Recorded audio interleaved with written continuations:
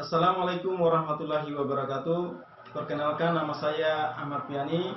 Saya adalah mahasiswa PPG asal Universitas Tadulako. Nomor peserta PPG saya adalah 2015 0099 6115. Di sini saya akan melaksanakan praktek layanan konseling individu untuk menyelesaikan tugas uji kinerja peserta mahasiswa PPG tahun 2020. Assalamualaikum. Waalaikumsalam warahmatullahi wabarakatuh. Ya, masuk.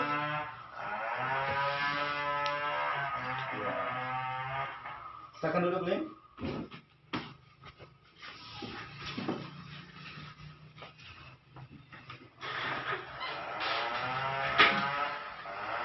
Ada apa ya, Lim? Mana kabarnya, Lim? Alhamdulillah baik. Orang tua sehat nggak? Ya, sehat. Sehat alhamdulillah. Sehat alhamdulillah. Tadi Alim ke sekolah tadi jam berapa? Jam 7:30, Bu. Jam 7:30. Iya. Naik apa ke sini, Alim? Jalan kaki. Jalan kaki. Gitu ya. Alim ke sini tadi dari rumah jalan kaki ya. Ngomong-ngomong, aku nih hanya kepo aja nih ya. Ngomong-ngomong, Alim hobinya apa ya? Hobi saya itu membaca, Pak. Oh, membaca. Bagus. Membaca itu, apalagi kita sebagai seorang siswa, harus rajin banyak membaca ya. Banyak baca. Kalau kita banyak baca, banyak ilmu pengetahuan yang kita dapat. Ya. Karena itu orang banyak baca akan menjadi pintar. Ya. Ya.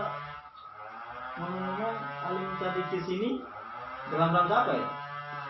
Saya kesini untuk menceritakan masalah saya, Pak. Masalah. Kamu punya masalah ya? Iya. Masalahnya boleh Bapak tahu sedikit, masalahnya kira-kira apa? Masalah saya itu saya sering membantah perintah orang tua, Pak. Sering membantah perintah orang tua. Kalau orang tua menyuruh begitu? Iya. Oke. Begitu. Sedikit Bapak ingin tanya dulu kepada Alim. Sebelumnya pernah Alim melakukan konseling individu? Belum sih, Pak. Belum pernah ya. Jadi belum pernah Alim melakukan konseling individu ya. Seperti apa yang pernah Bapak sampaikan sebelumnya di kelas, di mana konseling individu itu adalah bantuan yang dilakukan oleh guru bimbingan konseling ya untuk membantu klien, di mana klien di sini adalah Alim sendiri ya, untuk menyelesaikan masalah yang dihadapi. Iya, Pak. Ya, oke. Kemudian yang perlu Alim juga ketahui bahwa ketika Alim datang ke sini, nggak boleh takut, nggak boleh khawatir ya. Jangan takut datang ke sini menceritakan masalahnya, karena seorang guru konseling itu sudah memegang sumpah ya, dan ada 3 azas yang dipegang seorang guru konseling ya, di mana azas yang pertama itu adalah asas kerahasiaan. Maksudnya asas kerahasiaan di sini adalah ketika Alim menceritakan permasalahan yang Alim alami ya, yang kita itu cuma Bapak dan Alim sendiri. Jadi tidak diceritakan di mana-mana. Ya. Yang asas yang kedua ya, asas yang kedua adalah asas keterbukaan. Ya. Ketika Alim ingin menyelesaikan permasalahan yang Alim hadapi, yang Alim alami, ya, Alim harus menceritakan semua masalahnya, harus terbuka. jangan ada yang ditutup-tutupi. Dan asas yang ketiga adalah asas kesukarelaan. Ya, asas kesukarelaan di sini maksudnya adalah alim ya dengan sukarela datang ke guru konseling ya tanpa ada paksaan dari orang tua, dari teman dan dari pihak manapun untuk menyelesaikan masalah yang alim hadapi, yang alim alami kepada guru bimbingan konseling. Ya, itu gambaran kecil, gambaran tentang konseling individu. Mungkin sampai di sini alim ada yang ingin bertanyakan tentang konseling individu? Enggak, Pak. Ya, oke. Kalau gitu alim duduk yang santai saja ya. Kita duduk santai. Ya, karena kita akan melakukan konseling individu untuk menyelesaikan masalah yang alim alami saat ini. Nah, jadi begini ya alim, kita akan melakukan proses konseling ini mungkin kira-kira selama 30 sampai 40 menit ya. Kira-kira alim sudah siap untuk konseling ini? Siap ya? Ya, oke. Kalau gitu sekarang coba alim ceritakan permasalahan yang alim alami saat ini. Jadi saya tuh sering membantah perintah orang tua saya, Pak. Tapi di sebalik itu saya tuh merasa kayak ada yang salah gitu sama saya gitu. Kok bisa ya saya begitu? Itu jadi sedih saya, Pak. Terus cara berubahnya bagaimana ya? Begitu ya. Kamu tadi katakan bahwa sering membantah orang tua ya? Iya. Sering membantah orang tua. Orang tua. Yang kedua, kamu ingin berubah. Iya. Iya. Alim ingin berubah.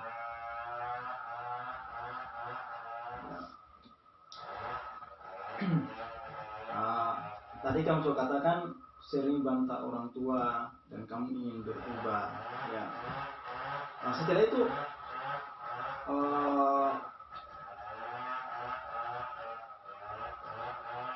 kamu apa rasakan ketika kamu sering membantah orang tua semacam itu? Iya, habis itu saya merasa bersalah, Pak, dan sedih. Tapi seperti itu ya, bagaimana lagi, Pak? Jadi begitu. Jadi seperti itu terus-terusnya, ya seperti itu. Ya. Bapak ingin tanya dulu sama kamu Lim. Kejadian ini sejak kapan kamu alami? Sejak udah lama sih, Pak. Sejak kelas 2 SMP. Oh, sejak kelas 2 SMP. Ya. Ya, jadi kamu alami permasalahan ini sejak kamu kelas 2 SMP. Tapi sebelum-sebelumnya tidak? Tidak, Pak. Oh, sebelumnya tidak begitu ya? Ya. Biasanya kamu membantah orang tuamu, kamu membantah orang tua tadi ini biasanya dalam hal apa? Ya, kalau disuruh beli di warung itu suka males, Pak. Terus kalau disuruh angkat air juga males juga. Gitu ya. Iya. Ya. Oh, disuruh ke warung sering mengatakan malas. Disuruh angkat air juga malas. Tidak mau, intinya tidak mau meninggalkan apa yang orang tua perintahkan ya. Nah, jadi setiap orang tua kamu nyuruh kamu ya, kamu tidak pernah lakukan ya. Nah, terus respon orang tua kamu gimana? Ya, jengkel dengan sedih gitu, Pak. Ya, jadi orang tua kamu tadi sedih ya ketika menyuruh kamu kamu tidak mau mengindahkan atau tidak mau menuruti apa yang orang tua kamu perintahkan ya. Bapak ingin tanya dulu, pada saat orang tua kamu itu menyuruh kamu, Memangnya kamu lagi berbuat apa? Lagi main game, Pak. Main game? Iya. Oh gitu ya. Iya. Main game game HP ya? Oh begitu, sehingga kamu lebih mementingkan HP dibandingkan perintah orang tua kamu ya? Iya. Oh gitu. Kira-kira perbuatan yang kamu lakukan tadi itu orang tua kamu jengkel atau tidak? Jengkel, Pak. Nah, kalau Alim sendiri bisa jawab nggak kenapa Alim bisa berbuat seperti itu? Ya, karena dia itu melihat anaknya sendiri kok sifatnya seperti itu. Jadi orang tuanya kamu sedih melihat anaknya sifatnya semacam itu, ya sedih lihat kalau disuruh yang dipentingkan hanya HP saja, ya perintahnya tidak diindahkan. Ya, jadi begini ya ini, memang setiap orang tua itu pasti akan sedih, ya melihat anaknya sifatnya semacam itu. Inginnya orang tua itu kan inginnya sifatnya anaknya itu menjadi anak yang soleh, anak yang berbakti ya. Nah gini, coba gini nih, coba kamu ilustrasikan seolah-olah kamu jadi orang tua, orang tua atau ibu kamu, dan bapak ini jadi kamu, ya, jadi sebagai anak. Coba kamu praktekkan bagaimana orang tua kamu itu menyuruh kamu. Sana beli bumbu apa gitu, terus ibu itu marah-marah gitu, terus saya cuma diem nggak jawab apa-apa. Oh jadi gitu ya. Jadi ibu kamu tadi menyuruh kamu itu dengan nada yang agak tinggi ya, ya dengan nada tinggi, dengan marah-marah, sehingga kamu diam aja dan tidak mau jawab berbuat apa ya. Oh jadi oleh sebab itu kamu merasa mungkin ada jengkel juga ya. Mestinya kan kita itu yang sebagai anak kita turuti saja apa yang orang tua. Mungkin itu sudah pembawaan orang tua kita ya. Nah kalau begitu coba kamu berikan contoh gimana kalau bapak kamu itu nyuruh kamu. Sana pergi nganterin adik ke sekolah. Oh gitu ya. Jadi begitu. Jadi orang tua kamu juga tadi, bapak kamu tadi nyuruh kamu juga semacam itu. Maksudnya nyuruhnya juga agak tinggi juga ya. Oke, itu ya. Itu mungkin juga yang menyebabkan juga Alim tidak mau mendengarkan apa yang orang tua sampaikan ya. Tapi begini ya Alim, semestinya apa yang orang tua itu menyuruh kita, ya mungkin itu sudah pembawaan ya, namanya karakter orang tua ya, pembawaan orang tua mungkin ya sudah karakternya mungkin keras, tapi sesungguhnya mereka baik ya, orang tua kita baik ya, pokoknya harus kita laksanakan ya, apa yang diperintahkan orang tua kita tadi itu kita harus laksanakan. Jangan kita diam saja kayak Alim tadi kan ketika disuruh sana Alim pergi beli bumbu, tapi hanya Alim diam aja ya, tidak berbuat apa-apa. Mestinya sini Alim ya namanya orang tua, kita harus laksanakan ya, namanya orang tua kita ya, laksanakan.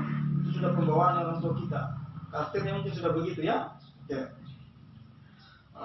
Jadi tadi Alim sudah praktikkan jadi orang tua ya, ketika menyuruh anaknya dan anaknya tidak mau ya. Kira-kira bagaimana perasaan bapakmu ya, perasaan bapak kamu tadi itu yang ya. Jadi tadi kamu sudah memerankan sebagai ibu dan sebagai bapak yang menyuruh anaknya, tapi anaknya tidak mau. Kira-kira bagaimana perasaan kedua orang tua kamu itu uh, ketika menyuruh anaknya dan anaknya tidak mau, kecewa tidak? Kecewa pak. Sedih tidak? Sedih pak. Sedih ya. Jadi itulah orang tua kita tetap sedih ya, melihat kondisi anaknya yang dilahirkan ke dunia ini ya, dengan susah payah, sudah diberi makan, sudah diberi pakaian, dipenuhi semua kebutuhannya, tapi ketika orang tuanya cuma menyuruh semacam itu, anaknya tidak mau melaksanakannya, ya tentulah orang tua mana yang tidak kecewa ya. Oke. Begitu juga ibu kamu ya, pasti kecewa ya. Iya. Ya oke. Oke. Terus ketika kamu itu kecewa dengan kamu, ya, apa yang dilakukan ibu kamu? Ya marah pak, kecewa. Ya, marah. Ya, jengkel ya. Oke. Kalau orang tua kamu jengkel sama kamu, terus apa yang kamu lakukan? Ya saya diem aja pak, masuk kamar gitu. Jadi ketika orang tuamu jengkel, orang tuamu sedih, ya kamu langsung masuk ke kamar. Kamu ke kamar itu ngapain? Ya baring-baring pak. Baring-baring aja di Iya. kamar. Gak lakukan apa-apa? Iya. Gitu ya. Ya mestinya ini begini ya, semestinya ketika orang tua kamu jengkel sama kamu, ya, padahal sesungguhnya orang tua itu baik sebenarnya maksudnya ya, mestinya kamu jangan diam, kamu jangan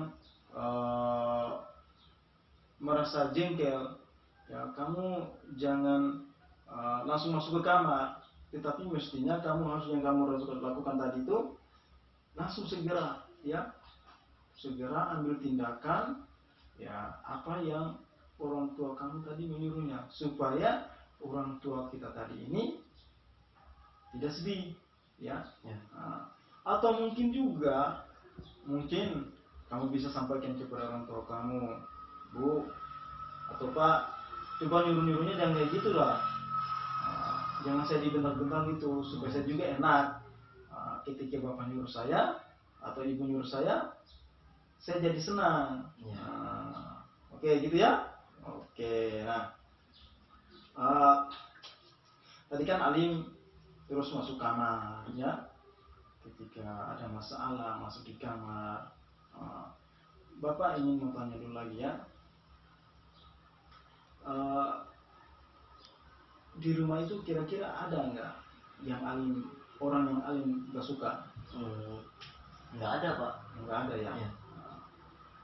Kalau di sekolah ada nggak yang kamu gak suka di sekolah? Nggak ada juga. Semacam teman kamu atau guru kamu ya? Iya. Ada yang kamu gak suka di sekolah kamu? Nggak ada pak. Nggak ada juga ya. Atau mungkin sama pacar kamu? Ya gitulah pak, nggak pernah cerita.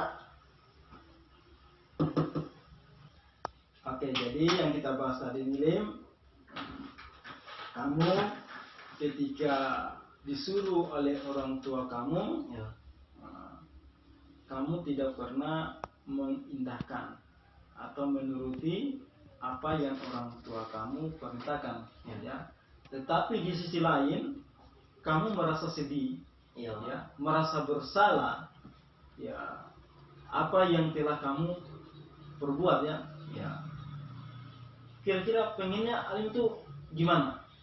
Ya saya ingin merubah sikap saya pak. Kamu ingin merubah sikap ya? Iya. Ya. Memperbaiki sikap ya? Iya. Oke. Pengen merubah diri, begitu? Iya. Ya. Kira-kira apa yang bisa Alim lakukan?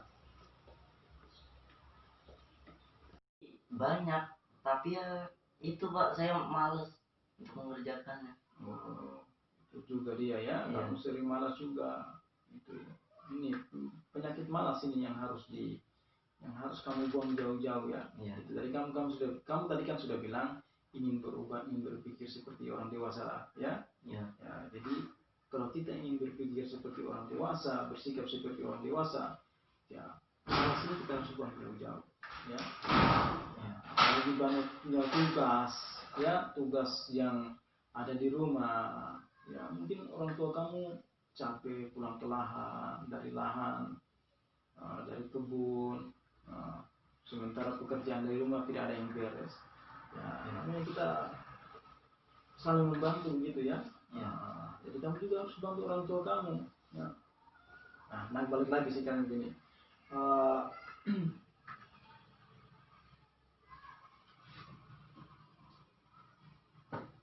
balik lagi ya Lim ya. Jadi kamu kan sudah katakan bahwa kamu akan melakukan apa yang disuruh orang tua ya.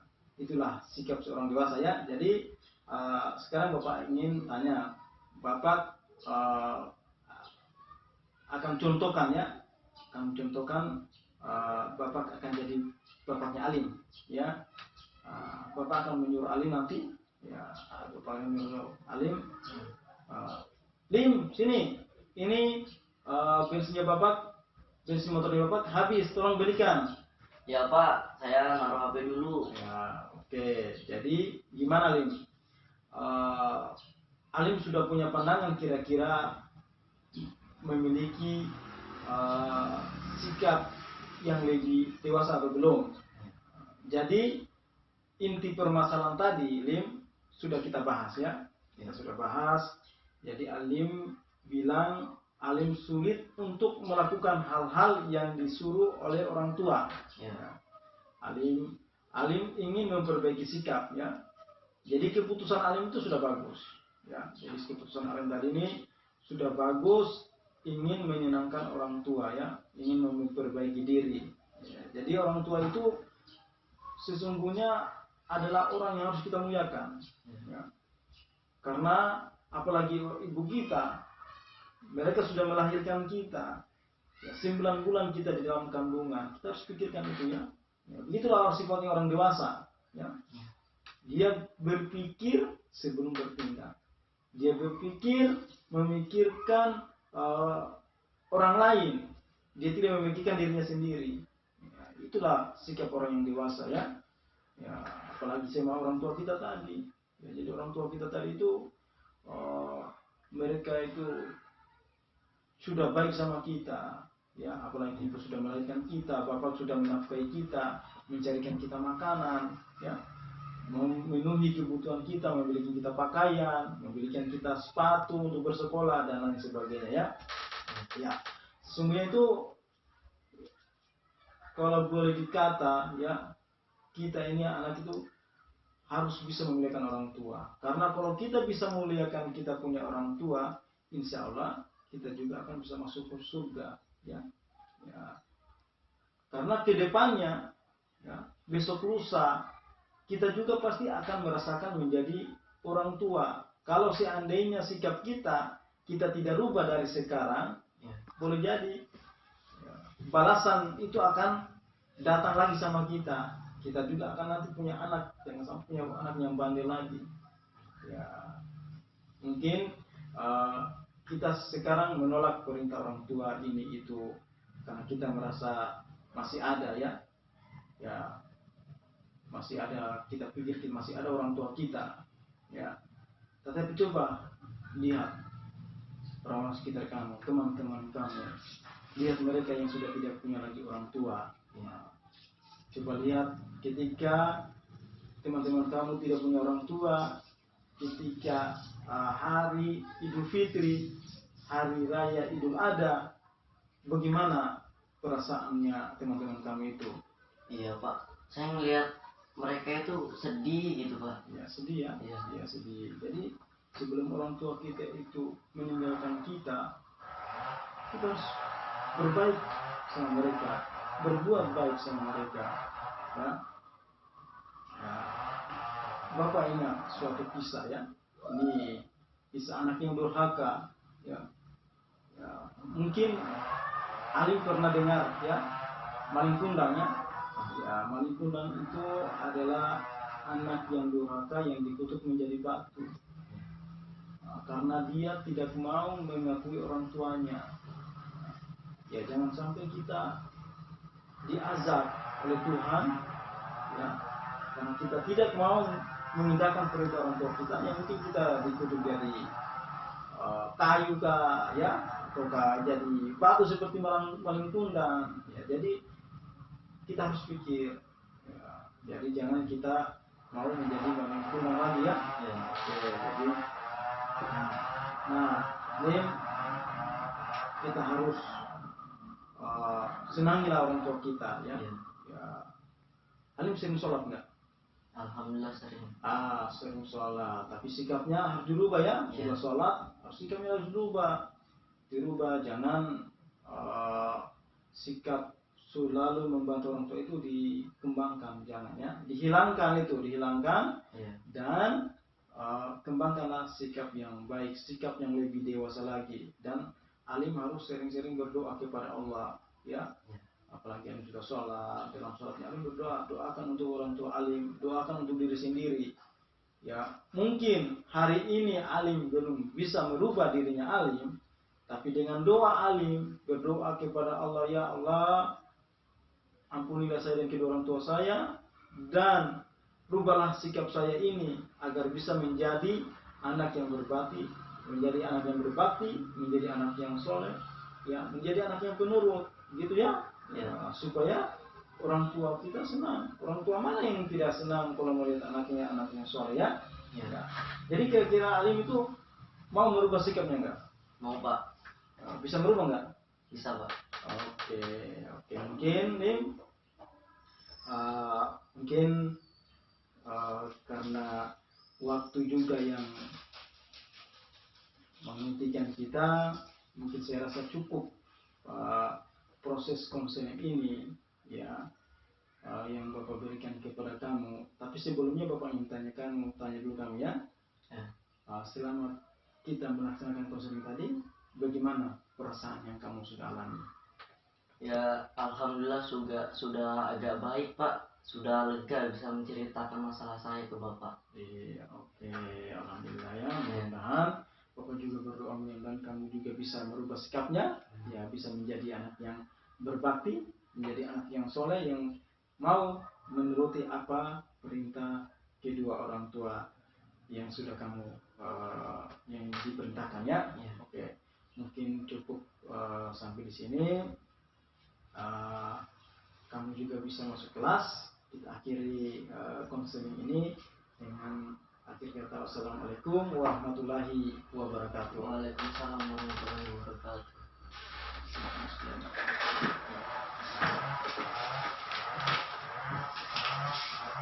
Kira-kira berapa menit, ya?